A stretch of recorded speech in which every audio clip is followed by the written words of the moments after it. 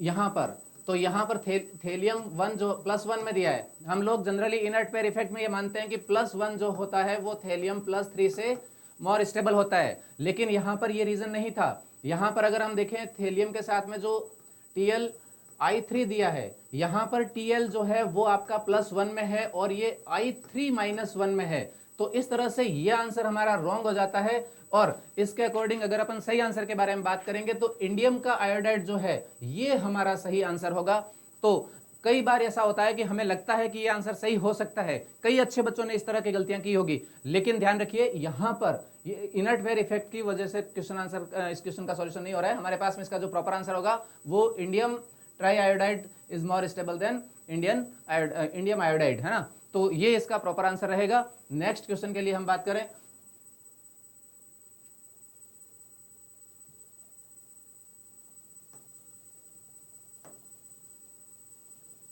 Second question organic chemistry का है। तो रतिराम सर आप आइए, आपका ऑर्गेनिक केमिस्ट्री का क्वेश्चन है। रतिराम सर सॉल्व करेंगे ऑर्गेनिक केमिस्ट्री का।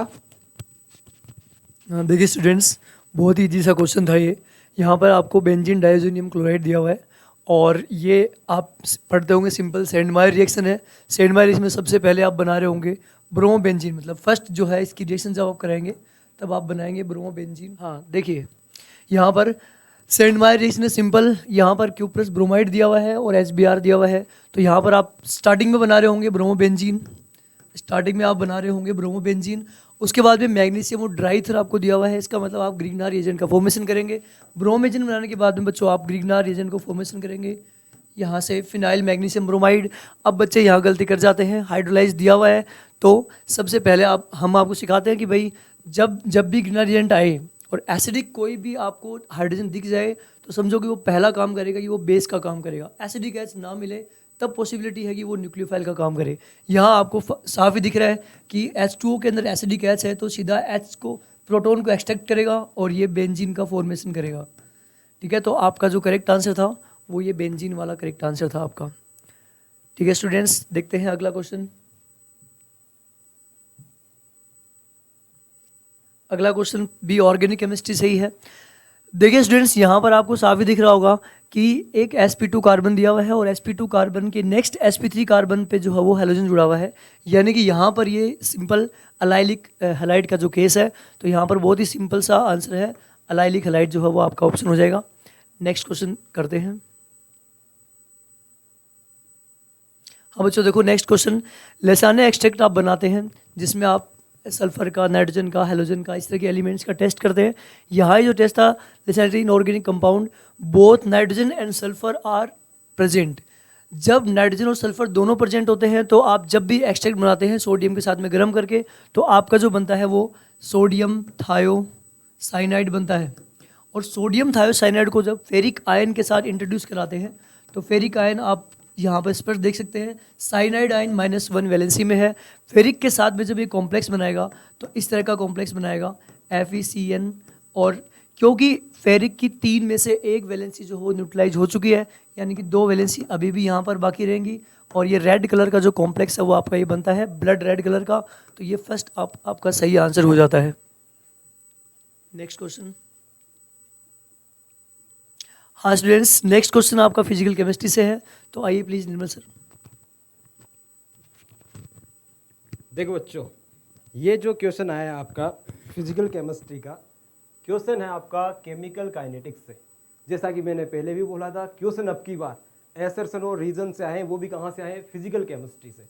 तो देखिए क्वेश्चन एकदम आसान था, एसर्सन लिख के दिया है, ए reaction can have zero activation energy. Activation energy की बात कर रहा है, जीरो एक्टिवेशन एनर्जी।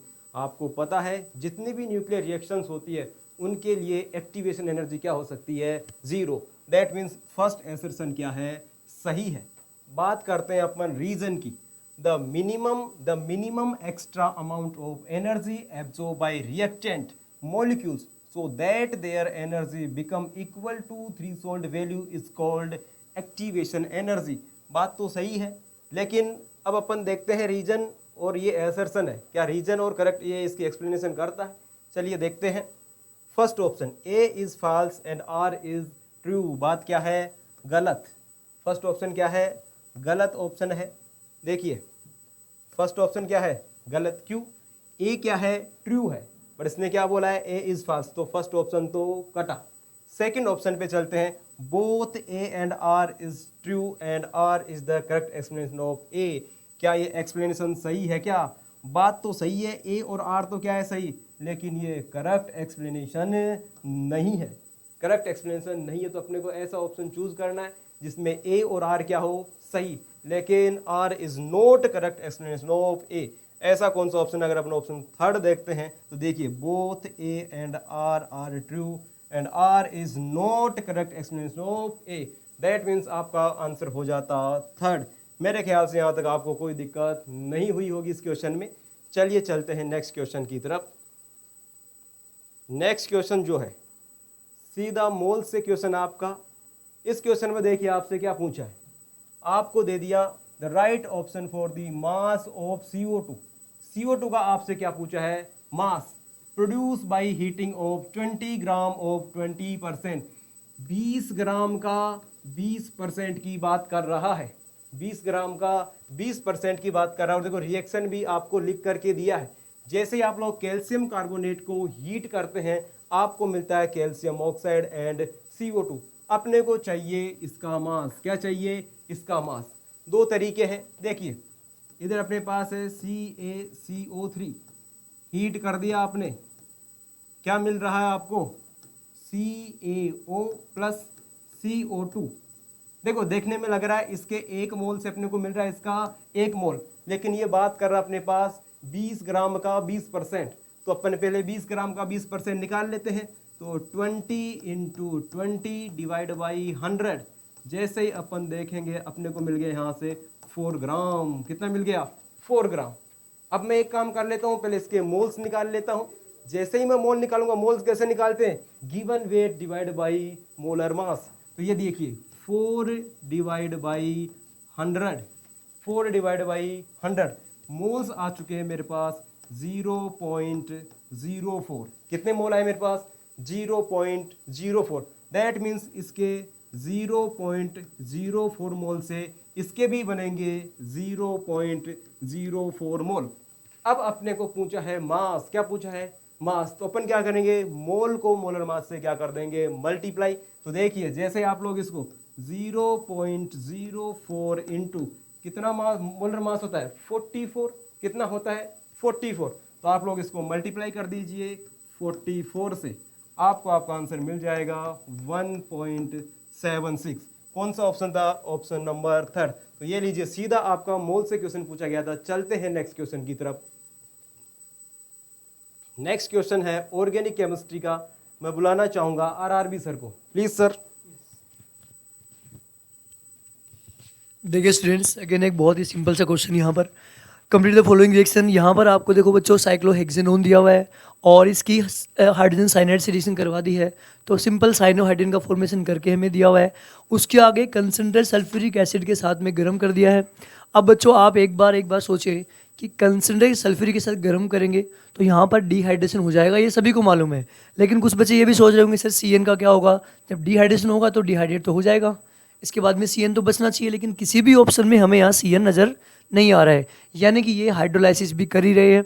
तो साइनाइड को हाइड्रोलाइज करते हैं हम नाइट्राइल्स को, तो कंप्लीट हाइड्रोलाइसिस में हमें मिलता है कार्बोक्सिलिक एसिड। पार्शियल में अमाइड मिलता है, लेकिन अमाइड किसी भी ऑप्शन में हमें नज़र नहीं आ रहा है, यानी कि हम कंप्लीट हाइड्रोलाइसिस पे जाएंगे, यानी कि कार्बोक्सिलिक एसिड यहाँ पे जो बनाओगे आप और उसका जो कंप्लीट हाइड्रोलाइसिस करोगे तो यहाँ पर आपको कार्बोक्सिलिक एसिड आपको बनाना ही है। और यहाँ पर दिया हुआ है हाइड्रोक्सी ग्रुप। अब बच्चों देखो सल्फ्यूरिक एसिड है हमारे पास, हीट दिया हुआ है, तो एलिमिनेशन तो होगा ही होगा। एलिमिनेशन में आप क्या करोगे, या यहाँ से तो अल्फा कार्बन से, तो यहाँ से तो आप OH को आउट करेंगे, और बीटा कार्बन से यहाँ से या यहाँ से एक ही बात है, हम यहाँ से आउट कर देते हैं, तो यहाँ पर जो है वो आपको मल्टीपल बॉन्ड बनता हुआ दिख जाएगा। तो आपका जो करेक्ट ऑप्शन है वो 1 हो जाएगा। देखिए नेक्स्ट क्वेश्चन है 58 question. Given below are 2 statements. 2 statement दिए गए हैं और ये क्वेश्चन जो है बायोमोलिक्यूल टॉपिक से पूछा गया है। यहां पर देखिए पहला स्टेटमेंट कह रहा है a unit formed by the attachment of a base to 1' position of sugar is known as nucleoside। बिल्कुल करेक्ट स्टेटमेंट है। फर्स्ट नंबर कार्बन पर जब बेस लगता है तो वो क्या बन जाता है, न्यूक्लियोसाइड। फिर जो सेकंड स्टेटमेंट कह रहा है कि जब न्यूक्लियोसाइड को when nucleoside is linked to phosphorus acid at 5' position of sugar moiety we get nucleotide. देखिए इस स्टेटमेंट में एनटीए ने कितना दिमाग लगा दिया है। ये लाइन जो है वो दोनों ही स्टेटमेंट एनसीईआरटी से डायरेक्ट उठाए हैं, लेकिन यहां आपको फॉस्फोरस एसिड देखने को मिल रहा है जबकि वहां पर फॉस्फोरिक एसिड लिखा हुआ मिला है, क्योंकि एनसीईआरटी ने फॉस्फोरिक एसिड को जो है वो 5' पोजीशन पे जोड़ा है। इट मींस कि स्टेटमेंट के लिए जो सेकंड जो है आर वो क्या हो गया है, रॉन्ग। तो यहां पर जो है स्टेटमेंट फर्स्ट के लिए बोलेंगे ट्रू और सेकंड के लिए बोलेंगे फॉल्स। इसका मतलब आंसर जो है वो क्या चला जाएगा, 4। तो इसका आंसर करेक्ट है वो 4। क्वेश्चन है आपका सॉलिड स्टेट से। किससे क्वेश्चन आया, सॉलिड स्टेट से। आसान सा क्वेश्चन आपसे पूछा है, ऐसा कुछ पूछा नहीं। The compound is formed by 2 element A and B. 2 element जो है कंपाउंड की फॉर्मेशन कर रहे हैं। The element B form cubic close packed structure. That means B बना रहा है सीसीपी। बी फॉर्मेशन करता है किसकी, सीसीपी की। और सीसीपी के लिए अगर मैं जेड की बात करूं तो कितना होता है, 4। कितना होता है, 4। देखिए आगे चलते हैं। And atom A occupy 1/3 of tetrahedral void. किसमें प्रेजेंट है ये, टेट्राहेड्रल वॉइड में। इफ एक बार लिख लेते हैं, जो आपका ए है कहाँ प्रेजेंट है, टीवी वॉइड्स में प्रेजेंट है, वो भी कितने में, 1/3। आगे चलते हैं। If the formula of compound is AX and BY, then the value of X and Y is in option। तो देखिए जब भी ऐसा क्वेश्चन आए, आपको सिखाया भी था। देखिए ये बना रहा है FCC, तो आप सीधे सबसे पहले यहाँ पे लिख दीजिए CCP लिखो या FCC लिखो। Z की वैल्यू कितनी होती थी, 4। Z की वैल्यू कितनी होती थी, 4। ये लीजिए Z की वैल्यू कितनी थी, 4 थी। जेड की वैल्यू दे दिया आपको 4। अब देखिए एक तरफ क्या बना रहा है, सीसीपी, और सीसीपी के लिए जेड की वैल्यू कितनी हो गई, 4 हो गई। कौन बना रहा है, बी, तो सीधा आप लोग यहाँ पे बी लिख दीजिए। ये लीजिए 4b। आगे चलते हैं। बात कर रहा है टेट्राहेड्रल वॉइड्स की। किसकी बात कर रहा है, टेट्राहेड्रल वॉइड। आपको बताया था in any close packing if number of atom is n, then n is octahedral void and 2n is tetrahedral void। तो according to this यहाँ बननी चाहिए थी 8 tetrahedral void। कितनी बननी चाहिए थी, 8 tetrahedral void। लेकिन ये बात कर रहा है A only ऑक्यूपाई कर रहा है 1/3 tetrahedral void। कितनी वर्ड से ऑक्यूपाई कर रहा है, 1/3। तो आप लोग कर दीजिए इसको मल्टीप्लाई, 1/3। कौन बना रहा है, कौन प्रेजेंट है, ए। तो आइए फॉर्मूला देखते हैं। फॉर्मूला बनता है ए 8/3 एंड बी 4। अब आप इसको कर दीजिए सिंप्लीफाई। मैं कर सकता हूं इसको 3 से मल्टीप्लाई। जैसे ही 3 से मल्टीप्लाई करते हैं ये बनता है A12 B4। फिर से आप इसको सिंप्लीफाई कर लीजिए, कितना बन जाएगा, ये लीजिए ये बन जाएगा। देखो जैसे आप 3 से मल्टीप्लाई करेंगे ये कितना हो जाएगा, 12 हो जाएगा। कितना हो जाएगा, ये 12। ये लीजिए ये हो गया यहाँ पे 12 और ये रहेगा यहाँ 8। कितना रहेगा, 8 रहेगा यहाँ से। तो ये लीजिए ये बन गया A8 B12। आप इसको फर्दर सिंप्लीफाई कर सकते हैं। सिंप्लीफाई करने में आपको कोई दिक्कत नहीं होगी। ये लीजिए इसको मैं कर देता हूँ सिंप्लीफाई। क्या बना है, देखो ये बन जाएगा A2 B3। अब अपने को पूछ रहा है x प्लस वाई को अपने को ऐड करके अपने को क्या करना है, आंसर। तो देखिए x की वैल्यू क्या है 2 एंड y की वैल्यू क्या है 3। 2 प्लस हो गया 3, आंसर कितना हो जाएगा 5। इज इट क्लियर और नोट। ये देखिए एकदम आसान सा क्वेश्चन था। ऑप्शन कौन सा हो जाएगा, सेकंड। मेरे ख्याल से यहाँ तक आपको कोई दिक्कत नहीं होगी। और चलिए। अब इनऑर्गेनिक क्वेश्चन आया है। वैसे तो पेपर बहुत इजी रहा और आप लोगों ने बढ़िया मेहनत की होगी और बढ़िया पेपर दिया होगा। इस क्वेश्चन का अगर डिस्कस करें, the stability of copper plus ion is more than copper plus salt in aqueous solution due to. देखिए एक्वस सॉल्यूशन के अंदर ये कॉपर +1 स्टेबिलिटी और +2 के बारे में बात कर रहा है कि कौन से वाले में ज़्यादा स्टेबल होगा, और ये बता रहा है कि +2 में ज़्यादा स्टेबल होता है। अगर हम देखें, अगर नॉर्मल वे में इलेक्ट्रॉनिक कॉन्फ़िगरेशन पे देखते हो तब तो +1 और +2 में रहता है।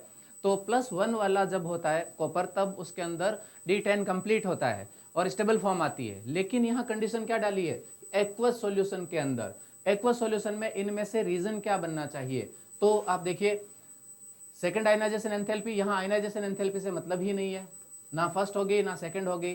तो फिर दूसरा कह रहा है enthalpy of atomization, atomization enthalpy की भी यहाँ कोई बात नहीं हो रही है। तो सीधा सीधा हमारा एक आंसर आ रहा है हाइड्रेशन एंथैल्पी। तो हमारा इसमें ऑप्शन नंबर 4 हो जाएगा। ये यहाँ पर YN ये थोड़ा गलती से टाइप हो गया है बाय मिस्टेक, इसको छोड़ दीजिए आप, आंसर आपका 4 हो जाएगा। ये है आपका कॉपर का प्रॉपर रीजन, जो एक्वस सॉल्यूशन के अंदर उसका स्टेबिलिटी +2 में है, उसका रीजन क्या होता है। चलिए चलते हैं नेक्स्ट क्वेश्चन पे। ये भी हमारा एक और अच्छा सा क्वेश्चन है इनऑर्गेनिक केमिस्ट्री का। देखिए क्रॉस मैच वाले क्वेश्चन हो चाहे आपका एसर्शन रीजन वाले हो, इस बार फिजिकल में एसर्शन रीजन पूछे हैं। देखिए न्यूमेरिकल की जगह पे भी अगर इस टाइप के क्वेश्चन पूछे हैं, न्यूमेरिकल क्वेश्चन भी पूछे हैं, तभी आपने देखा निर्मल सर जो क्वेश्चन करवा रहे थे बहुत आसान क्वेश्चन थे और इजी तरीके से सर ने बहुत समझाया आपको।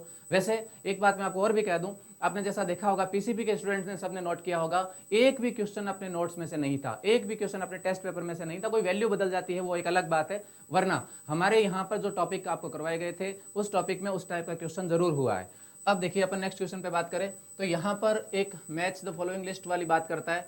तो पहला एक दिया है अपने को कॉक। तो कॉक हम जानते हैं मेटलर्जी के अंदर खूब सारे यूज पड़ा है, वो रिड्यूसिंग रिएजेंट के लिए काम आता है। तो हम ए के साथ में देख लेते हैं 3, कॉक हो गया थर्ड के साथ use as reducing reagent. Diamond जो है, डायमंड के अंदर sp3 हाइब्रिडाइजेशन होता है, तो carbon atoms are sp3 hybridise. फिर देखते हैं हम फुलरीन। तो फुलरीन जो होती है वो एक केज स्ट्रक्चर होती है, तो फुलरीन आ जाएगा केज स्ट्रक्चर में। और ग्रेफाइट है, ग्रेफाइट जो होता है वो ड्राई ल्यूब्रिकेंट के फॉर्म में काम आता है। तो इस तरह से जो हमारा ऑप्शन हो जाएगा, देखिए ए के अंदर थर्ड ऑप्शन, ए में हमारे पास में थर्ड ऑप्शन में 2 ऑप्शन है हमारे पास में अवेलेबल है। फिर बी के अंदर फर्स्ट, बी के अंदर हमारे पास में फर्स्ट, यहाँ 4 है यहाँ फर्स्ट हो गया देखिए। फिर सी के अंदर 4th है, तो हमारा ऑप्शन सी के अंदर 4th है और डी के अंदर 2nd है, यानी हमारा ऑप्शन हो जाएगा 4। तो इस तरह से बहुत आसान क्वेश्चन थे, बस आपको एक क्रॉस मैच करना था। इजी गोइंग अगर आप देखते हैं तो ऐसे सारे क्वेश्चन के बारे में हमारी क्लास के अंदर डिस्कस हुआ था। चलिए नेक्स्ट क्वेश्चन पे चलते हैं।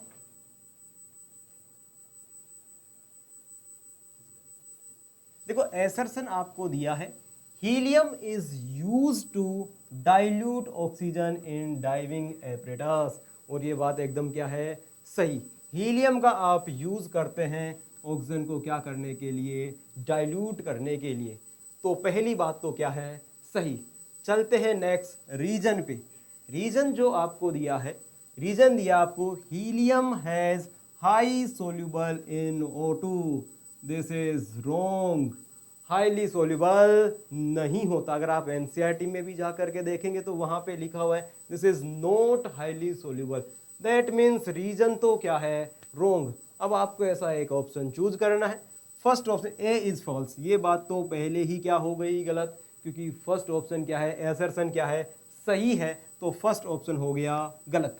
नेक्स्ट चलते हैं, both A and R are true.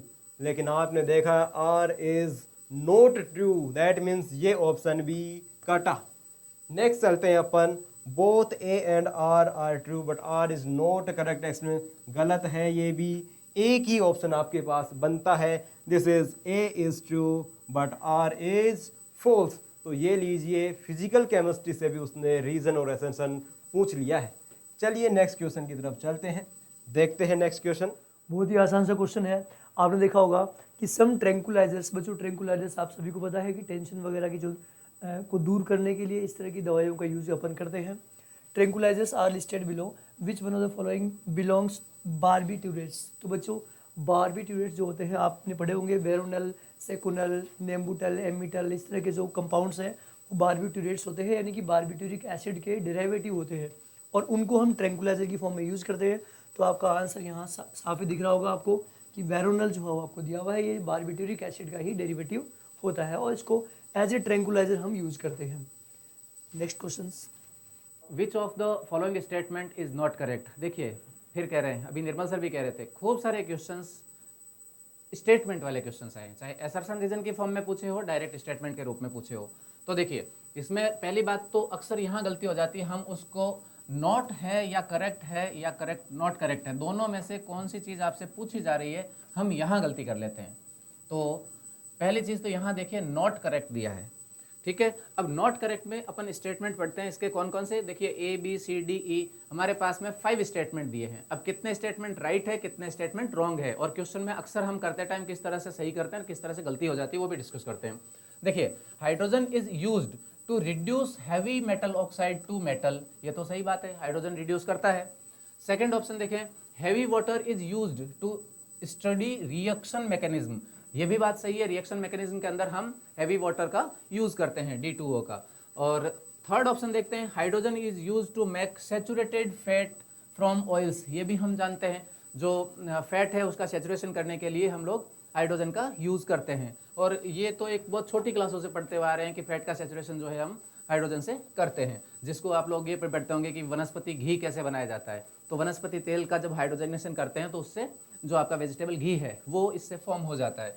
तो ये ऑप्शन तो हम देखते हैं कि स्टेटमेंट की बात, ध्यान रखिए ऑप्शन अलग मिलेंगे, ये स्टेटमेंट है, तो ये 3 स्टेटमेंट तो हमारे पास में ट्रू हो गए, यानी करेक्ट हो गए।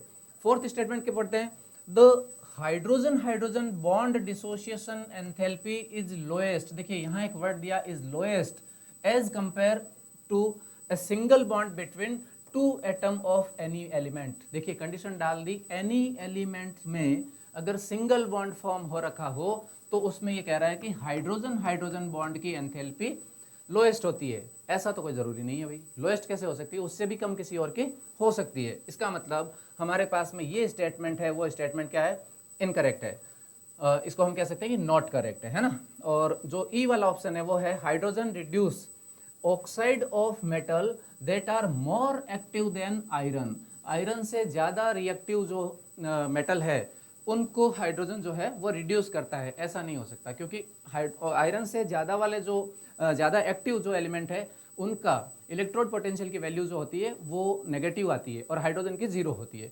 तो वहाँ पर हाइड्रोजन रिड्यूस हो जाता है, मेटल को रिड्यूस नहीं कर पाता है।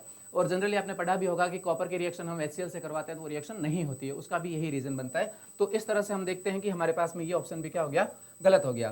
तो डी और ई ये 2 ऑप्शन हमारे पास में रॉन्ग थे, जो करेक्ट नहीं थे, यहाँ पर ये ध्यान रखना है। अब इस क्वेश्चन में गलती क्या होती है, तो शुरुआत के 3 स्टेटमेंट करेक्ट थे, हम अगर इस नॉट को भूल जाते हैं तो अक्सर बच्चे ये गलती कर देते हैं कि A B C 3 ओनली ये राइट हो जाते हैं। तो ये 3 तो करेक्ट थे, अब आपने अगर नॉट पढ़ लिया तब तो आप डी और ई कर देंगे, और अगर आप नॉट पढ़ने में गलती कर दी तो आप ABC ऑप्शन सेलेक्ट कर लेते हैं। इस तरह की गलतियाँ अक्सर होती है। मैं उम्मीद करूँगा कि आपने ऐसी गलती नहीं की होगी, और हम डेफिनेटली गुरु दक्षिणा में आपसे मेडिकल कॉलेज चाहेंगे, वो आप हमें देंगे, ऐसी मैं उम्मीद करता हूँ। नेक्स्ट क्वेश्चन पे चलते हैं।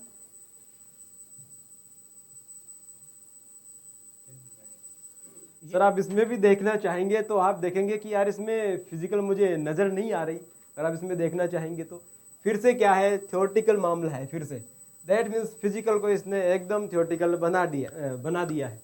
तो देखिए चलिए क्वेश्चन को देखते हैं क्या है। For a certain reaction the rate is this, आपको दे दिया रेट, लो लिख के दे दिया, rate equals to K A⁴ and B when the initial concentration of A is triple, A की concentration को ये कर रहा है ट्रिपल कर रहा है, दैट मीन्स 3 टाइम कर रहा है। Keeping the concentration of B constant, B की concentration को कर रहा है constant, और बोल रहा है the initial rate would, initial rate की बात कर रहा है। तो जैसे जैसे बोल रहा है आप लोग वैसा वैसा लिखते चले जाइए। That means rate equals to K A⁴ and B, इसको रखना है कांस्टेंट, इसके साथ कोई छेड़छाड़ आपको नहीं करनी। नेक्स्ट वो बोल रहा है आपको करनी है A की कंसंट्रेशन को 3 टाइम, जैसे ही आप A की कंसंट्रेशन को करेंगे 3 टाइम, 3 का करना था स्क्वायर आंसर मिल जाता आपको 9। दैट मीन्स ऐसा आपको ऑप्शन चूज करना था जिसमें रेट क्या हो जाए 9 टाइम से क्या कर जाए increase. First option increase by A factor of 3, this is not correct answer, this is wrong. Next अगर अपन बात करें डिक्रीज बाय, डिक्रीज का तो कोई ऑप्शन ही नहीं होना चाहिए था। Next increase by factor of 6, this is also incorrect. अगर अपन बात करें फोर्थ ऑप्शन की increase by A factor of 9, that means this is correct answer. Fourth option this is correct answer. Next question की तरफ हम चलते हैं। देखिए नेक्स्ट क्वेश्चन जो है 66, देखिए this is also question of physical chemistry. Physical chemistry से ही आपसे क्वेश्चन पूछा गया है और ये है सरफेस का क्वेश्चन। किसका क्वेश्चन था ये? सरफेस का क्वेश्चन। चलिए बात करते हैं क्वेश्चन के बारे में। देखिए क्वेश्चन क्या था, which one is an example of heterogeneous catalysis. एकदम इजी सा सवाल था, हर कोई इस क्वेश्चन को पढ़ाता भी है, ऐसी कोई बड़ी बात नहीं थी। बात करते हैं फर्स्ट ऑप्शन की, combination between dinitrogen and dihydrogen to form ammonia in the presence of finely divide iron. पहले तो रिएक्शन ही देख लेते हैं। देखिए रिएक्शन क्या है, N2 plus 3H2 gives 2NH3। आपको पता है this is gas, this is also gas and this is also gas. अब बात आती है रिएक्शन किसकी प्रेजेंस में हो रहा है। रिएक्शन होती है किसकी प्रेजेंस में? ये Fe की प्रेजेंस में। किसकी प्रेजेंस में होती है? आयरन की प्रेजेंस में। आपको पता है this is gas and this is also gas, but this is solid. ये क्या है? सॉलिड है। ये क्या है? गैस। तो यही क्या है? हेटेरोजीनियस कैटालिसिस का एग्जाम्पल। बाकी 3 गलत क्यों है ये भी देख लेते हैं। देखिए आप फिर से देख सकते हैं, पेपर जो है एकदम थ्योरेटिकल पेपर बना है, लेंथी पेपर भी बोल सकते हैं इस हिसाब से आप लोग। तो ऑप्शन तो फर्स्ट क्या हो गया? करेक्ट। सेकंड भी देखते हैं बाकी के ऑप्शंस गलत क्यों है। अगर अपन बात करें ऑक्सीडेशन ऑफ सल्फर डाइऑक्साइड, बात कर रहा है SO2 की, जो कि आपको पता है गैस है। Oxidation of sulphur dioxide into sulphur trioxide बनाना चाह रहा है SO3 gas in presence of oxide of nitrogen. Nitrogen की ऑक्साइड की प्रेजेंस में क्या करवा रहा है? Reaction. This is gas, this is also gas and this is also gas. That means this is not heterogeneous catalysis, this is homogeneous catalysis. That means option second is incorrect. चलते हैं next option की। Hydrolysis of sugar, hydrolysis of can sugar लिखा हुआ होना चाहिए था, या sugar ठीक है। Hydrolysis of sugar catalysis by H+ ion. अगर मैं बात करूँ इसकी, दिस इज, अगर अपन इस इक्वेशन की बात करते हैं तो ये फर्स्ट ऑर्डर रिएक्शन का एग्जाम्पल भी है। अगर मैं बात करूँ हाइड्रोलाइसिस ऑफ शुगर का, क्या होता है आपको बताया C12H22O11। रिएक्शन क्या करवानी है आपको? करवाना है हाइड्रोलाइसिस H2O के साथ इन प्रेजेंस ऑफ H+। जैसे ही आप रिएक्शन करवाते हैं आपको मिलता है C6H12 एंड O6, साथ में फिर से C6H12O6। एक ग्लूकोज मिलता है, एक फ्रक्टोज मिलता है। ये भी एक्वस होता है, ये भी कैसा है? Aqueous. And this is also aqueous, this is also aqueous. और H+ भी क्या है? Also aqueous. सभी के सभी क्या हैं? लिक्विड है। सारे के सारे क्या हैं? Liquid. That means this is also example of homogeneous catalysis. That means this is also wrong. पूछा था आपसे हेटेरोजीनियस कैटालिसिस। फोर्थ ऑप्शन की तरफ चलते हैं, decomposition of ozone in presence of nitrogen monoxide. आपको पता है ओजोन भी गैस है, O2 भी गैस है and NO also gas. That means this is also wrong answer. तो आप सीधा सा देख सकते थे हेट्रोजीनियस का एक ही एग्जाम्पल आपके सामने बनता था। ये लीजिए नेक्स्ट क्वेश्चन की तरफ चलते हैं। नेक्स्ट क्वेश्चन जो है आपका एक थ्योरेटिकल क्वेश्चन है और इसमें भी अगर आप ध्यान से देखते हैं तो जो हम एस ब्लॉक पढ़ते हैं तो उसके अंदर बायोलॉजिकल इंपॉर्टेंस आती है और बायोलॉजिकल इंपॉर्टेंस में यहाँ देखिए कैल्शियम और मैग्नीशियम वाले ग्रुप में ग्रुप सेकंड की बात कर रहा है तो यहाँ मैग्नीशियम लिया है इसने, तो मैग्नीशियम के बारे में बात कर रहा है। पहला ऑप्शन देखिए कि किस स्टेटमेंट के बारे में करेक्ट पूछ रहा है, तो magnesium plays role in neuromuscular function and interneural transmission. तो न्यूरॉन्स के अंदर तो मैग्नीशियम का ऐसा कोई खास रोल होता नहीं है, तो फिर किस में होता है? The daily requirement of magnesium and calcium in the human body is estimated to be 0.2 से 0.3 ग्राम। अब यहाँ ध्यान रखिए एनसीईआरटी की डायरेक्ट लाइन कोट की है। यहाँ पे एनसीईआरटी के अंदर सिर्फ इतना लिखा हुआ था कि 200 मिलीग्राम टू 300 मिलीग्राम, लेकिन यहाँ पर क्या कर दिया है, मिलीग्राम को यहाँ पर ग्राम में कन्वर्ट कर दिया है। तो 0.2 से 0.3 की रेंज है। देखिए एनसीईआरटी की लाइन में किस तरह से एनटीए ने चेंज करके क्वेश्चन पूछा है, हूबहू लाइन कोट की है और वैसे देखा जाए तो करेक्ट आंसर पूछा है और मल्टीपल ऑप्शन है नहीं, इसका मतलब हमारा सही आंसर तो ये हो गया। अगला ऑप्शन क्या कह रहा है?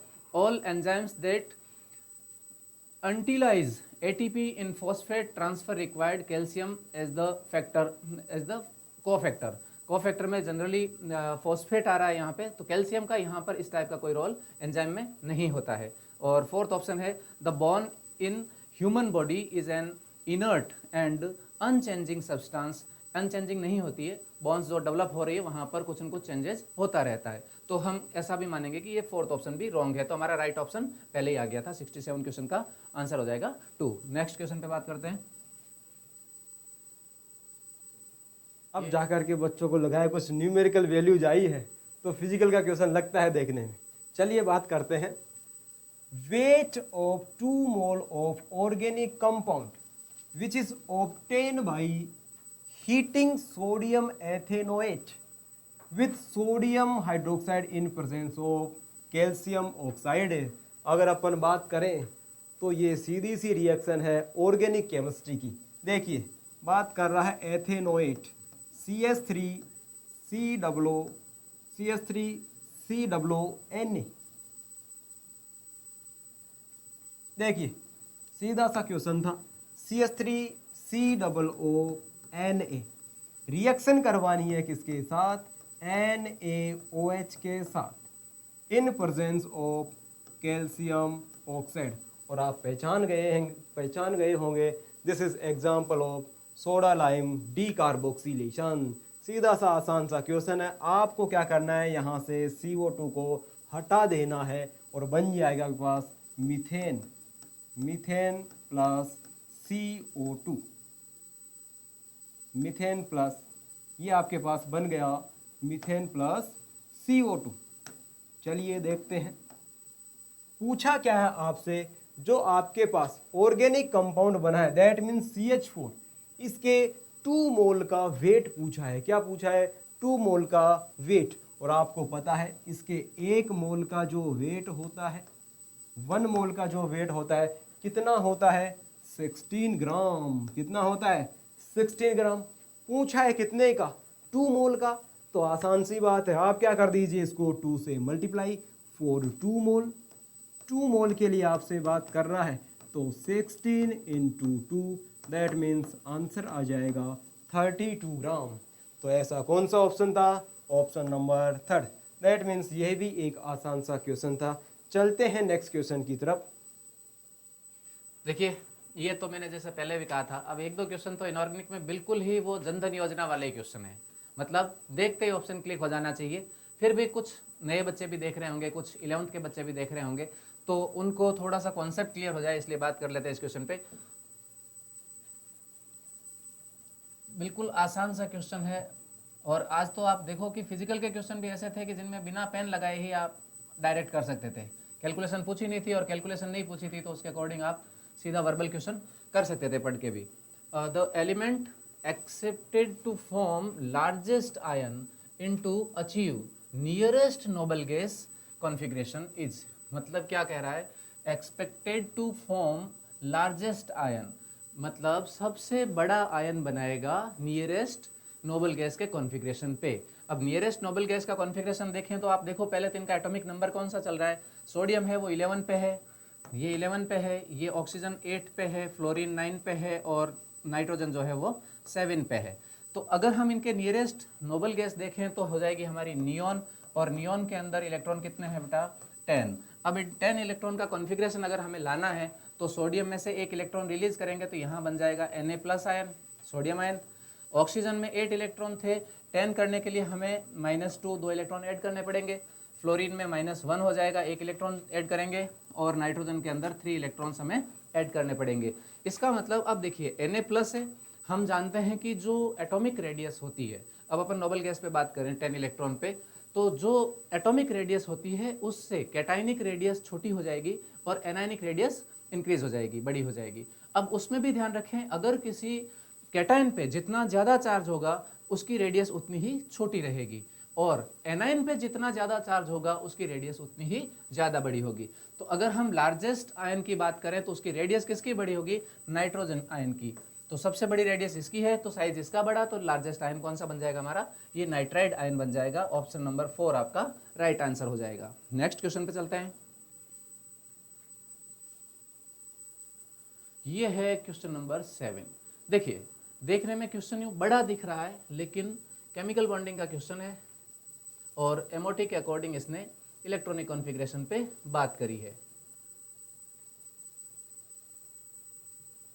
देखते हैं क्या कह रहा है question. The correct order of energy of molecular orbital of N2 molecule. Nitrogen के लिए ये एमओटी के अकॉर्डिंग उसका एनर्जी का लेवल पूछ रहा है। मीन्स सीधी सीधी बात ये है, एमओटी के अकॉर्डिंग ये नाइट्रोजन का इलेक्ट्रॉनिक कॉन्फ़िगरेशन हमसे जानना चाह रहे हैं। नाइट्रोजन के अंदर N2 फॉर्म में आप जानते हैं 14 इलेक्ट्रॉन सिस्टम आता है, और 14 इलेक्ट्रॉन सिस्टम के अकॉर्डिंग सबसे पहले हम 1s में देखते हैं, तो सिग्मा 1s और सिग्मा स्टार 1s, यहाँ तक तो ठीक है पहला ऑप्शन। दूसरा ऑप्शन इसी में आगे कंटिन्यू देखें तो सिग्मा 2s और सिग्मा स्टार 2s, यहाँ तक भी ठीक है। लेकिन इसके बाद में देखिए यहाँ पर ये क्या कह रहा है, पाई 2px is equal to pi 2py, यहाँ भी ठीक है। बट इसके बाद में यहाँ पर जो है वो आपको सिग्मा जेड देना था, लेकिन सिग्मा जेड यहाँ नहीं दिया, इसलिए पहला ऑप्शन तो हमारा कैंसिल हो गया। ऑप्शन नंबर 2 को चेक करें तो sigma 1s, sigma star 1s, sigma 2s, sigma star 2s, हालांकि इसमें कॉन्फ़िगरेशन देना चाहिए था पर एनटीए ने दिया ही नहीं, तो भी हमें सिर्फ इसका एक इंक्रीजिंग ऑर्डर देखना था। तो यहाँ तक ठीक है, पाई 2px और is equal to pi 2py, यहाँ भी ठीक है। ये देखिए ये यहाँ पर सिग्मा 2pz दे दिया जो कि पहले वाले क्वेश्चन में नहीं था, यानी यहाँ तक सही जा रहा है। इसके बाद में pi star 2px is equal to pi star 2py, ये भी सही है। और सबसे ज़्यादा एनर्जी इसमें किसकी हो जाएगी, सिग्मा स्टार 2pz की, यानी कि हमारा ऑप्शन नंबर सही हो गया। वैसे तो इसमें मल्टीपल है नहीं, इसलिए ये यहाँ पर सही हो गया। अगर अपन नेक्स्ट क्वेश्चन में भी देखें कि कहाँ गलती की है, तो इसमें देख लीजिए यहाँ पर ये 2pz को पहले दे दिया है, जबकि इसकी एनर्जी ज़्यादा थी तो इसको बाद में रखना था। तो यहाँ पर ये ऑप्शन गलत हो गया। और इस क्वेश्चन में देखें तो इसमें भी ये यहाँ पर दोनों इक्वल साथ में दे दिए, साफ साफ दिख रहा है कि ये गलत आंसर है। ठीक है, तो इसमें हो गया हमारा ऑप्शन नंबर 7। नेक्स्ट क्वेश्चन पे चलते हैं।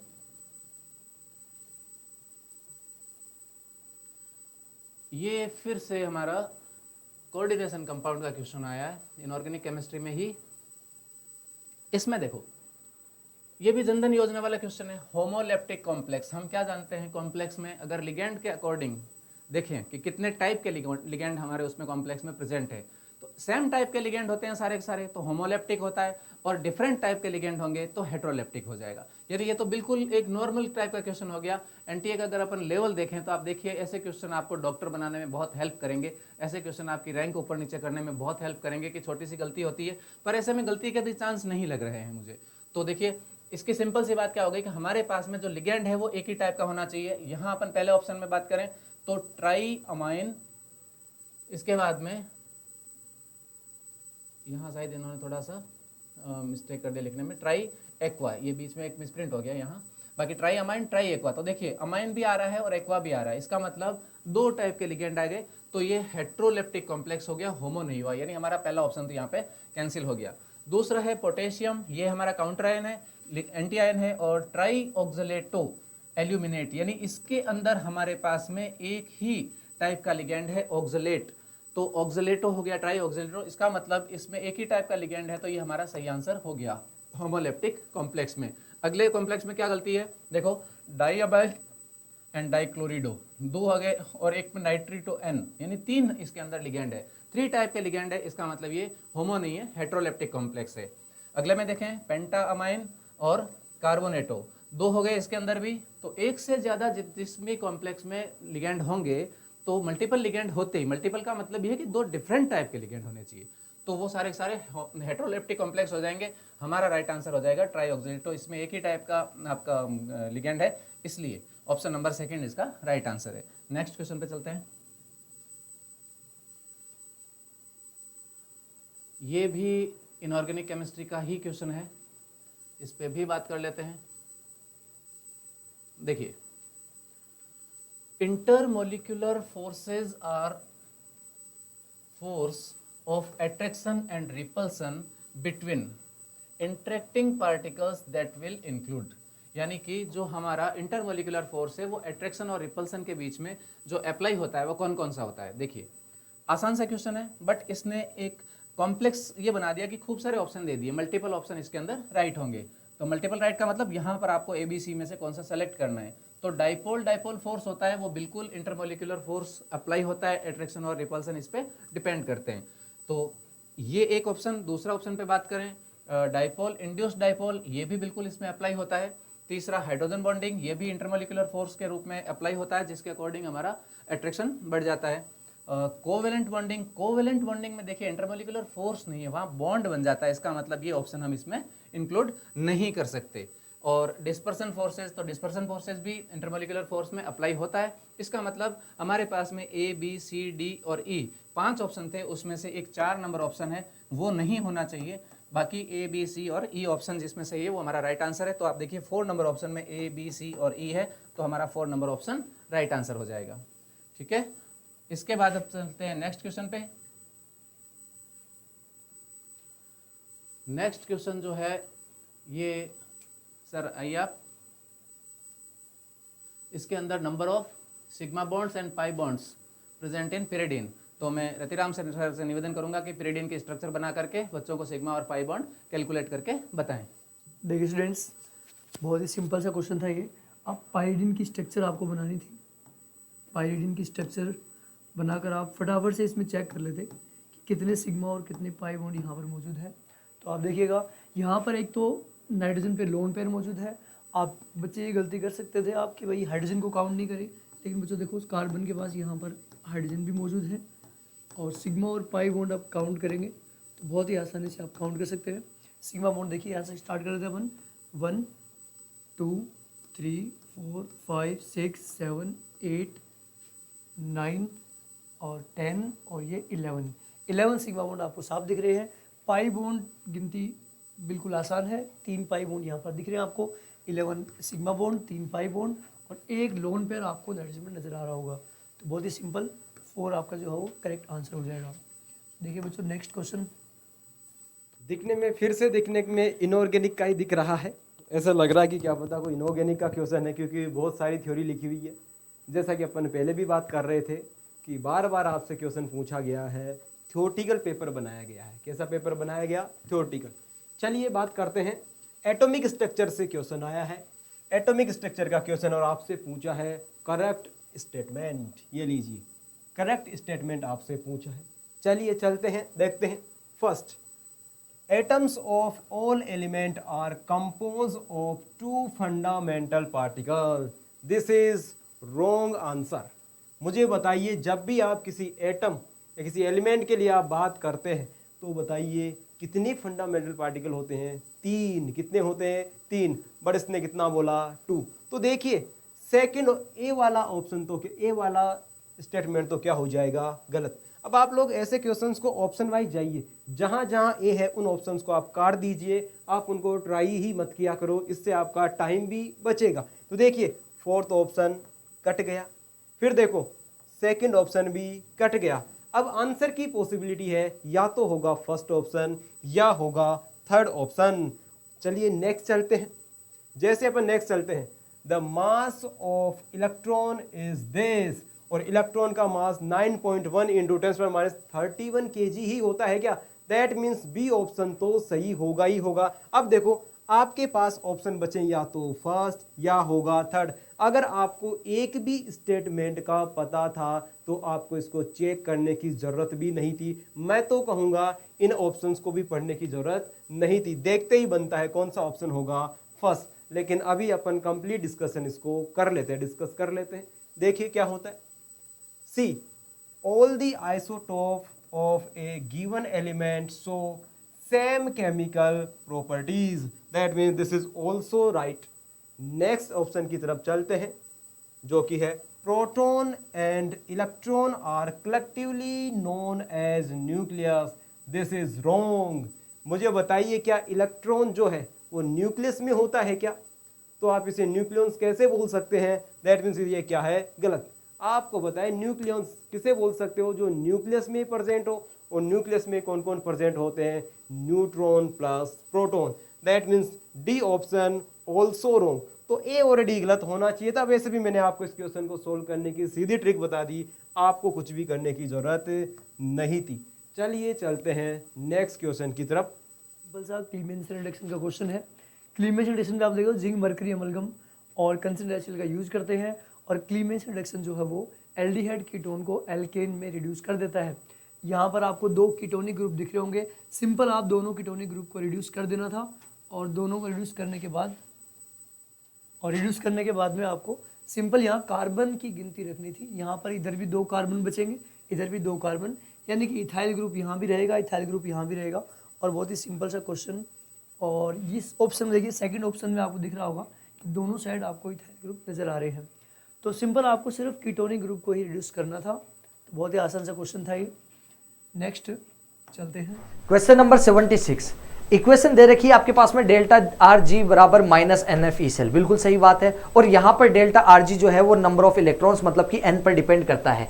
रीजन दे रखा है E of cell is intensive property and delta r G n extensive property, बिल्कुल सही बात है क्योंकि delta r G number of electrons पर डिपेंड करता है। इसीलिए आपके पास में both A and R are true and R is the correct explanation of ए।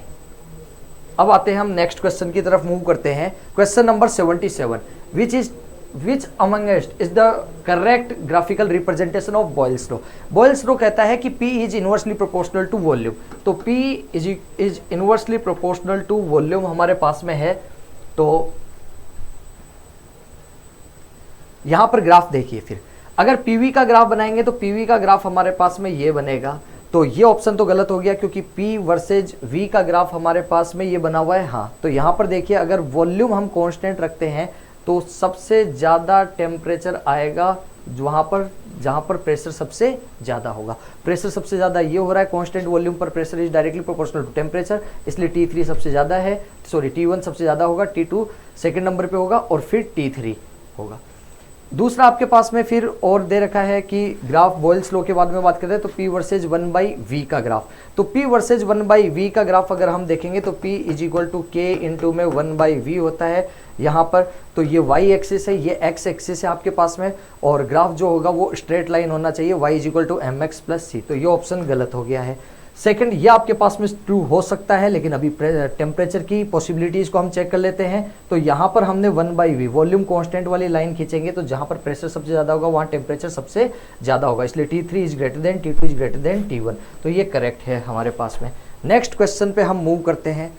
तो ये दे रखा है द रिलेशन बिटवीन हमारे पास में एजिमुथल क्वांटम नंबर और मैग्नेटिक क्वांटम नंबर का ग्राफ हो गया। तो मैग्नेटिक क्वांटम नंबर की हमारे पास में जो वैल्यूज आती हैं वो वैल्यू हमारे पास में nm is equal to 2l+1 होता है।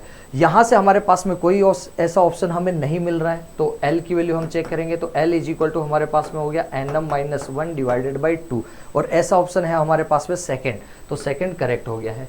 नेक्स्ट बढ़ते हैं हम अगले क्वेश्चन की तरफ। अगला क्वेश्चन कंडक्टिविटी पर बेस्ड है, तो बहुत ही आसान सा सवाल है ये। हमारे पास में दे रखा है कंडक्टिविटी ऑफ सेंटीमोलर। सेंटीमोलर है मतलब मोलरिटी 1/, हमारे पास में 10 है। यहाँ पर हमारे पास में कंडक्टिविटी K की वैल्यू दे रखी है। The resistance of the cell, resistance भी हमें दे रखा है 60 ओम है और पूछा गया है कि सेल कांस्टेंट की वैल्यू क्या होगी। तो सेल कांस्टेंट जो होता है हमारे पास में G star is equal to resistance into में कंडक्टिविटी। रेजिस्टेंस दे रखा है 60, कंडक्टिविटी हमारे पास में 0.0210, तो यहाँ से हमारे पास में करेक्ट आंसर हो जाएगा 1.26 cm इनवर्स। तो option number 4 is the right answer. बढ़ते हैं हम नेक्स्ट क्वेश्चन की तरफ और नेक्स्ट क्वेश्चन है ऑर्गेनिक का। जी बच्चों, ये क्वेश्चन है consider the following reaction and identify the product P. Alcohol दे रखा है और सामने HX। एल्कोहल जो है वो सबसे पहले क्या करेगा, H+ से रिएक्ट करेगा और कन्वर्ट कर देगा इस कंपाउंड को OH2+ में। तो सबसे पहला काम क्या करे, OH को एक अच्छा लिविंग ग्रुप बनाए OH2+। फिर ये क्या करेगा, लिविंग ग्रुप बाहर बनेगा और यहाँ पर बनेगा कार्बोकैटायन। तो जैसे ही यहाँ कार्बोकैटायन बना, इस बार रीअरेंजमेंट करवाया जा रहा है। तो नीट के लिए ये भी एक नई शुरुआत है। यहाँ पर जो है वो हाइड्राइड शिफ्टिंग होगी, तो ये स्टेबल कार्बोकैटायन जो है उसमें कन्वर्ट हो जाएगा और फिर अल्टीमेटली जैसे ही कार्बोकैटायन है उसमें Br- रिएक्ट करेगा और टर्शरी हैलाइड। तो यहाँ पर जो है वो एक ही ऑप्शन टर्शरी हैलाइड का है, तो वो आंसर जो है सेकंड हो जाएगा। आगे बढ़ते हैं इसमें। ये डायरेक्ट क्वेश्चन जो है वो पॉलीमर टॉपिक से आ चुका है। ये पूछा गया है कि इनमें से कौन सा मॉलिक्यूल पॉलीमराइजेशन जो है करवाने पर नियोप्रीन देगा। तो रबड़ की बात चल रही है। नियोप्रीन कैसा रबड़ है, सिंथेटिक रबड़। तो उसके लिए हमें मोनोमर यूनिट क्या लेनी होती है, क्लोरोप्रीन। तो क्लोरीन जो है वो एक ही ऑप्शन में दिख रही है, तो इसका मतलब आंसर तो देखते ही बन गया इसका कि क्लोरोप्रीन आंसर जाएगा। Next question. अगला क्वेश्चन आ गया अपने पास। इनऑर्गेनिक केमिस्ट्री से बहुत ही बेसिक क्वेश्चन पूछ लिया है। ऑक्टेट रूल से क्वेश्चन पूछा है। बोलता है टोटल नंबर ऑफ इलेक्ट्रॉन कौन सी स्पीसीज में 8 नहीं है। सेंट्रल एटम के around total number of electrons हमें देखने हैं, 8 इलेक्ट्रॉन जिसमें नहीं है। सबसे पहली स्पीसीज है अपने पास अमोनिया। अमोनिया के स्ट्रक्चर में बना रहा हूँ आपके लिए।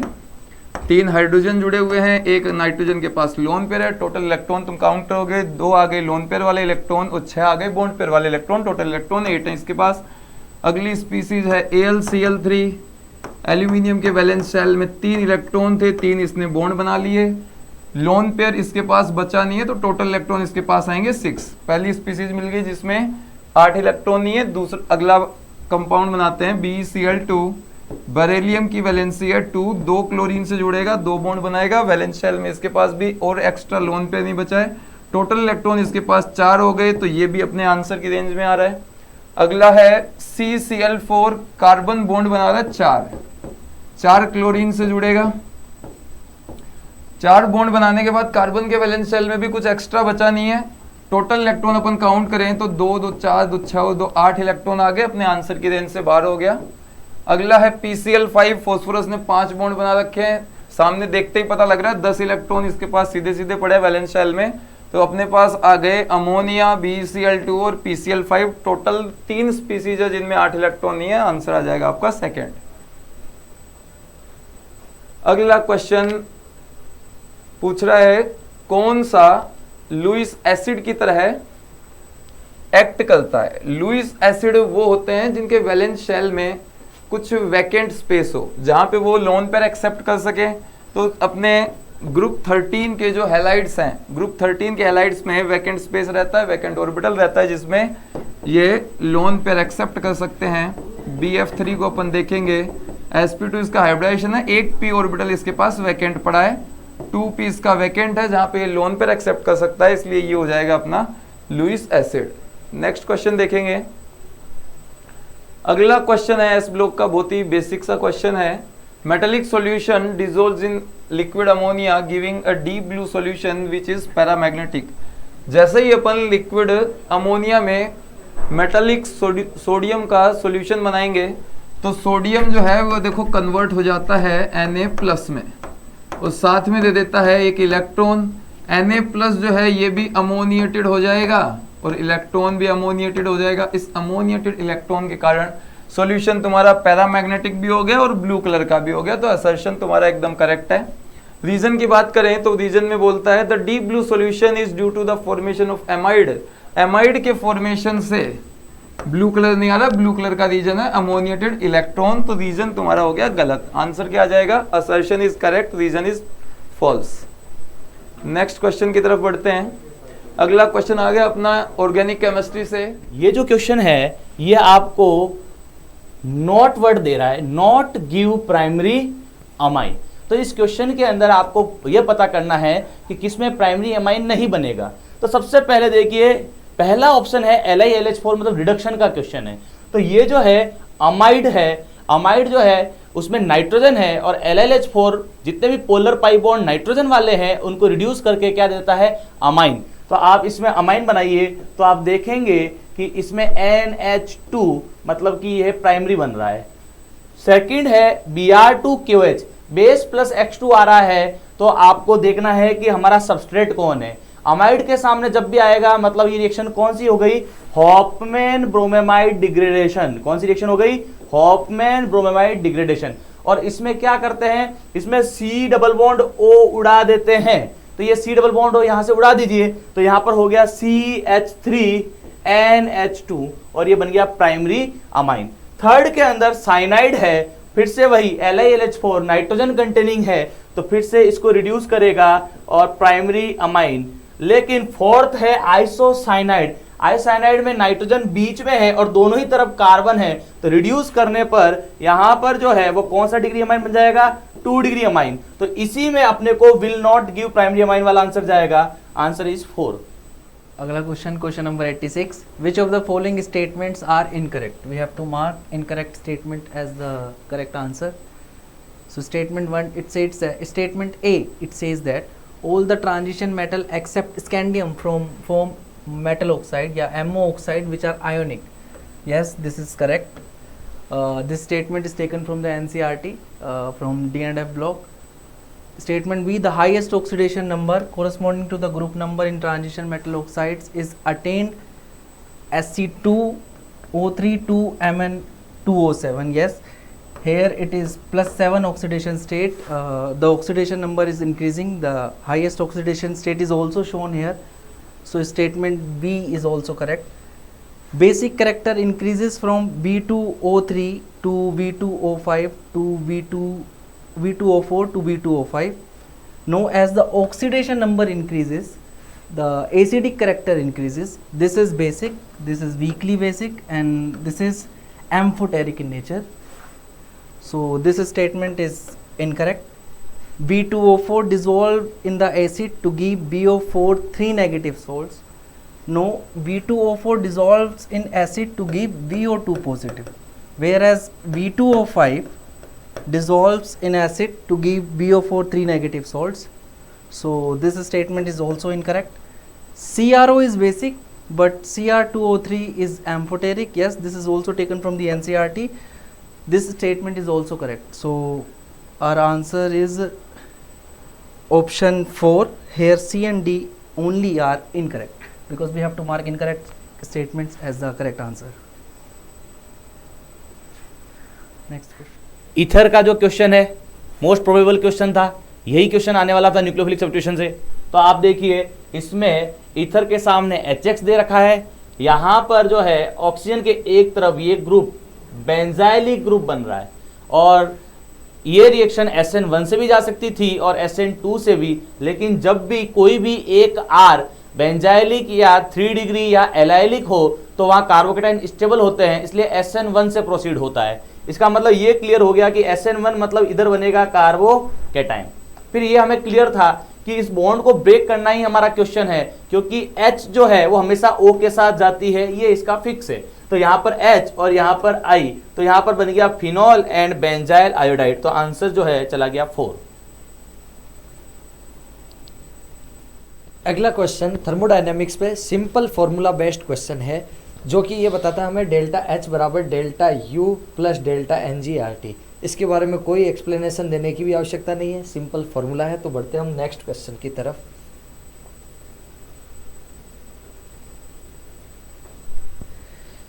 अगला क्वेश्चन ये कह रहा है what fraction of one edge centre octahedral void lies in 1 unit cell of FCC।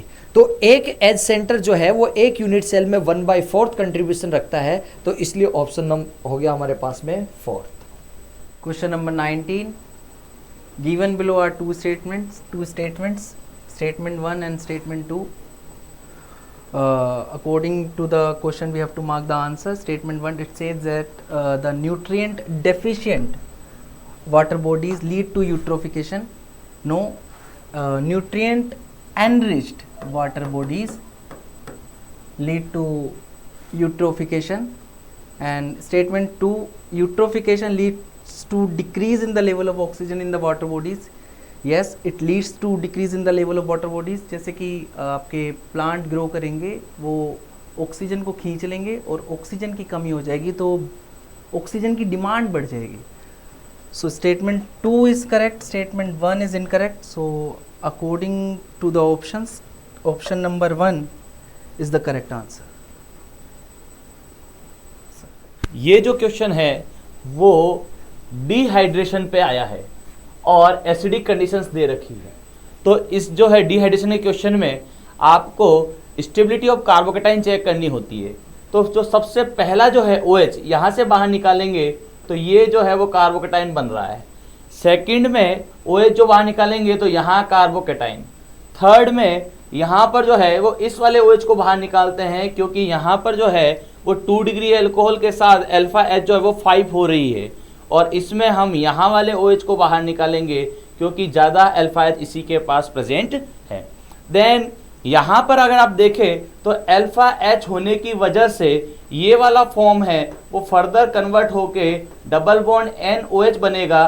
तो ये कार्बोकेटाइन रेजोनेंस की वजह से स्टेबल हो जाएगा क्योंकि यहाँ lone pair sigma pi sigma positive. तो मोस्ट स्टेबल कार्बोकेटाइन जो है यही जाएगा. तो आंसर जो है वो 4th हो गया.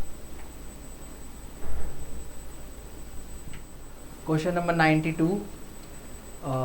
It is a matrix match question. List 1 of oxoacids of sulfurs are given, and list 2 contains bonds of from the structures. So we have to write the structures. So peroxodisulfuric acid looks like this.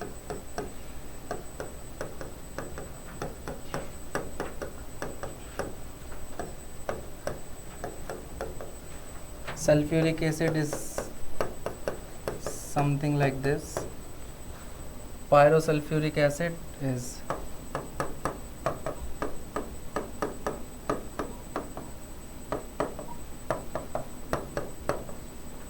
and sulfurous acid is S2SO3, which is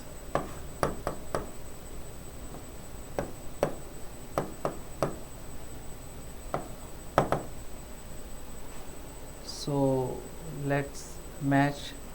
Peroxodisulfuric acid contain 4 S double bond O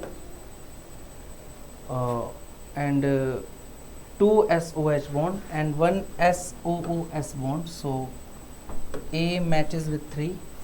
Sulfuric acid, it contains 2 S double bond O and 2 SOH bond, so it matches with 4.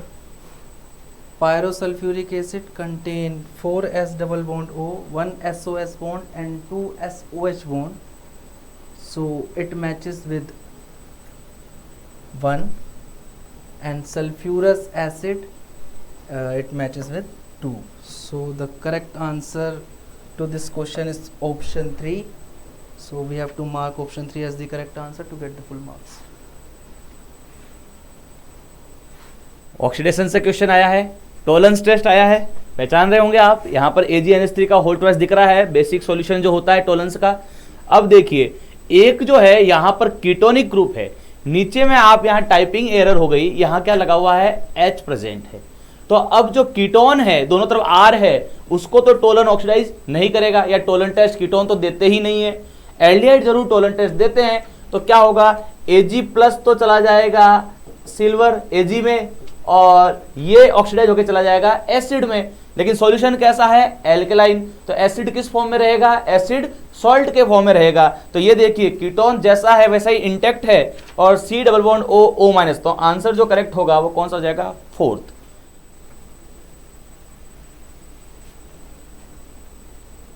यहां से आप देख सकते हैं कि इस बार जो है वो NTA थोड़ा एडवांस हुआ है. आप एक सीक्वेंस में A से B फिर C और फिर D तक जा रहे हैं. तो इस बार हमने प्रोग्रेस की है. तो CH3CHO जो है उसमें सबसे पहले LiAlH4 डाला। LiAlH4 क्या करता है, पोलर पाई बॉन्ड को रिड्यूस करता है, ऑक्सीजन कंटेनिंग वाले को ले गया वो एल्कोहल तक। तो यहां पर हमें मिल गया इथेनॉल। इथेनॉल के सामने H2SO4 heat, it means elimination से ये सेकंड क्वेश्चन आ रहा है। यहां पे फिर से एसिडिक डिहाइड्रेशन होगा, OH निकलेगा, कार्बोकेटाइन बनेगा और हीट की प्रेजेंस में एल्कीन बन जाएगी, तो हमें इथीन मिल गया।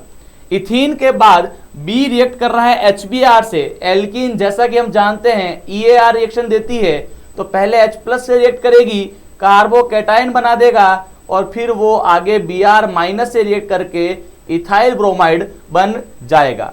तो इथाइल ब्रोमाइड हमारा C है।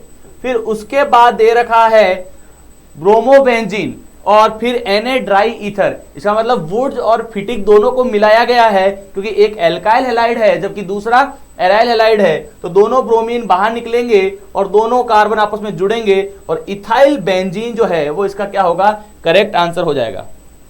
नेक्स्ट क्वेश्चन की तरफ चलते हैं। अगला क्वेश्चन आता है अपने पास मेटलर्जी से। The reaction that does not take place in a blast furnace between 900 kelvin to 1500 kelvin temperature range. तो यदि आपने टेम्परेचर रेंज सही से लर्न कर रखी है तो आप इसका क्वेश्चन मार्क कर पाओगे। कैल्शियम ऑक्साइड SiO2 से रिएक्शन करके यहाँ पे स्लैग बना रहा है। स्लैग फॉर्मेशन जोन जो होता है अपना 900 केल्विन टू 1500 केल्विन है, तो ये रिएक्शन तो भाई इस जोन में हो रही है।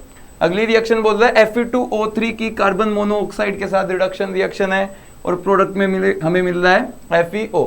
तो ये रिडक्शन जो है ये अपना होता है 500 टू 800 केल्विन वाली जोन में। ये वाला रिएक्शन इस जोन में नहीं आ रहा है अपने 900 टू 1500 में, तो ये अपना आंसर हो जाएगा।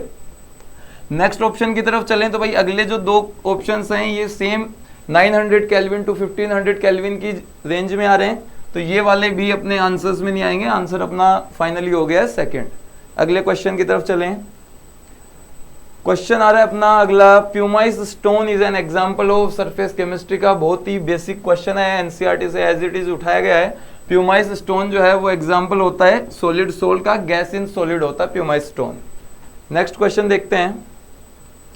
अगला क्वेश्चन बहुत ही प्यारा क्वेश्चन है अपने पास कोऑर्डिनेशन से।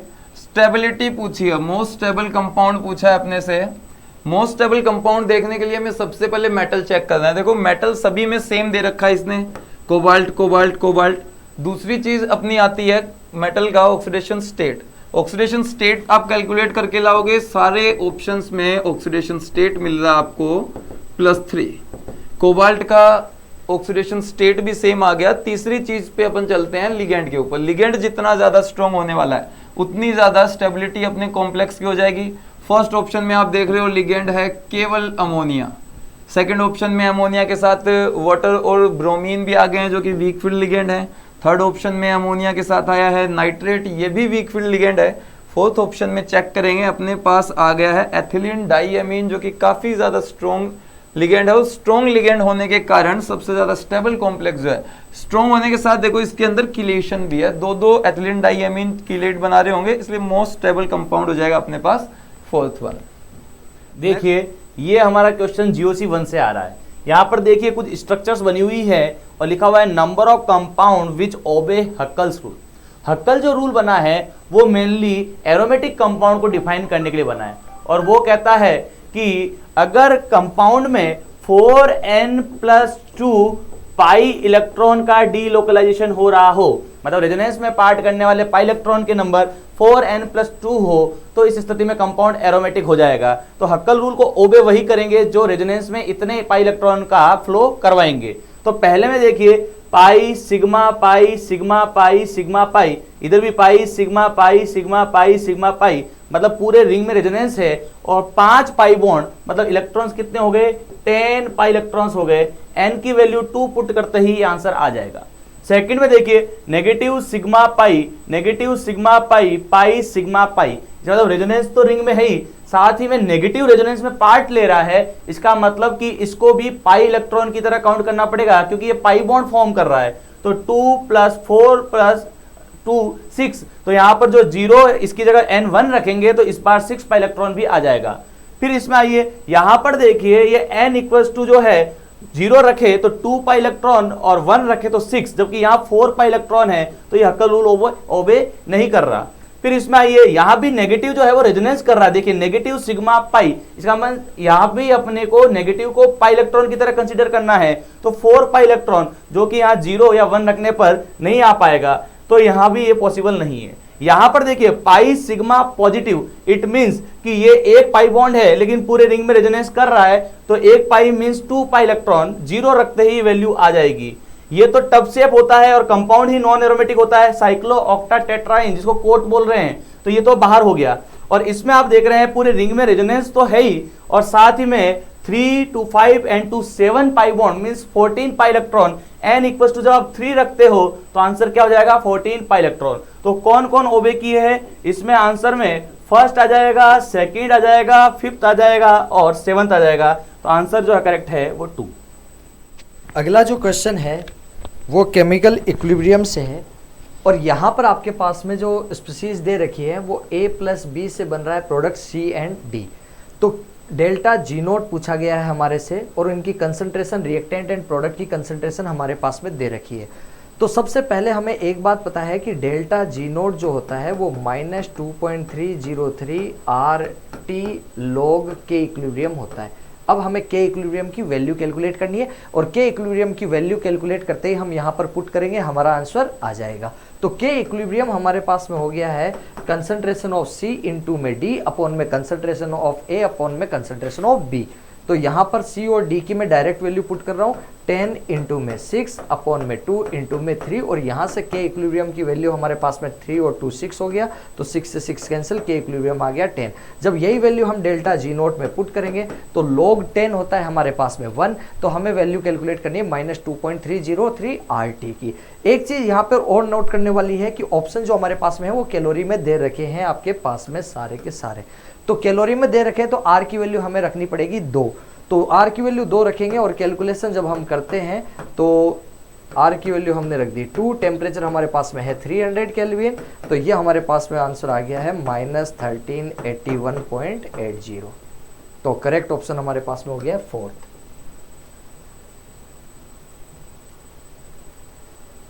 नेक्स्ट क्वेश्चन हमारे पास में जो है वो रेडॉक्स का है, और सिंपल बैलेंसिंग से यहाँ से सवाल पूछा गया है। यहाँ पर क्रोमियम दे रखा है Cr2O7 2- में, जिसका ऑक्सीडेशन नंबर है +6। क्रोमियम ऑलवेज Cr2O7 2- से जाता है +3 में, Cr+3 में। यहाँ पर हमारे पास में सल्फाइड आयन है जो कि +4 ऑक्सीडेशन नंबर में है, वो चला गया है +6 में। तो देखिए क्रोमियम का बेसिकली पोटेशियम डाइक्रोमेट का हुआ है रिडक्शन, और सल्फाइड का सल्फर का हुआ है ऑक्सीडेशन। तो यहाँ पर जब हम बैलेंस करेंगे रिएक्शन, तो हम सिंपली रिएक्शन लिखते हैं Cr2O7 2- प्लस SO3 2-, और ये हमारे पास में जा रहा है Cr+3 में प्लस सल्फेट आयन में। ऑक्सीडेशन नंबर अगर हम यहाँ पर लिख रहे हैं तो सल्फर का आ रहा है +6 यहाँ पर, क्रोमियम है +3 में, और ये है हमारे पास में +4 में। 2 क्रोमियम है इसलिए मैंने यहाँ पर 2 रख दिया। क्रोमियम पर जब हम चेंज देख रहे हैं तो +6 से +3 जा रहा है, तो 3 इलेक्ट्रॉन का एक्सचेंज हुआ। एक क्रोमियम पर 3 का, तो 2 क्रोमियम पर 6 इलेक्ट्रॉन इसने क्या किए हैं, गेन किए हैं। अगर 6 इलेक्ट्रॉन गेन किए हैं, यहाँ पर सल्फर जो है, एक सल्फर SO3 2- से SO4 2- में जा रहा है, तो वो 2 इलेक्ट्रॉन डोनेट कर रहा है, एक सल्फर डोनेट कर रहा है, जबकि क्रोमियम है वो 6 इलेक्ट्रॉन गेन कर रहा है। तो बैलेंस करने के लिए हम 3 से मल्टीप्लाई कर देंगे। 3 से मल्टीप्लाई करते ही हमारे पास में ये चीज आ गई है कि 3 सल्फाइड और इधर 3 सल्फेट हो गए। अब हम बैलेंस करेंगे ऑक्सीजन को। ऑक्सीजन इस साइड में है 7 और प्लस ये 9 16 ऑक्सीजन है। इस साइड में ऑक्सीजन हमारे पास में है वो 12 है, तो 12 है, और इस साइड 16, तो 4 ऑक्सीजन हमारे पास में कमी है, इसलिए हमने कर दिया इस साइड प्रोडक्ट साइड में ऐड कर दिया 4H2O, और इस साइड आ जाएगा। अब हाइड्रोजन को बैलेंस करने के लिए हम 8H+ अप्लाई कर देंगे। तो हमारे पास में पूछा गया A B C की वैल्यू, तो A की वैल्यू हो गई हमारे पास वो 1, B की वैल्यू हो गई 3 और C की वैल्यू हो गई है 8। तो 138 is the right answer, second is the. तो यहाँ पर हमारा केमिस्ट्री का डिस्कशन खत्म होता है। हमारे साथ में थे राहुल सर, हमारे जयपाल सर, अर्चित सर और विशाल सर। Thank you.